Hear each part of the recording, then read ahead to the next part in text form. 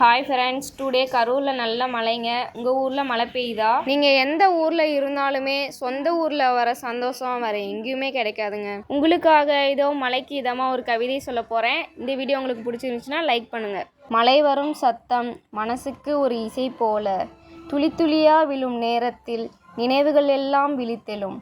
காற்றோடு சேர்ந்து வரும் வாசனை மண்ணின் மனசை சொல்லும் ரகசியம். குடையில்லாமல் நனைந்தாலும் அந்த நிமிடம்தான் இனிமை அதிகம். மழை மட்டும் அல்ல, அது ஒரு உணர்வு, மனசை மெதுவா தொட்டுச் செல்லும் காதல்.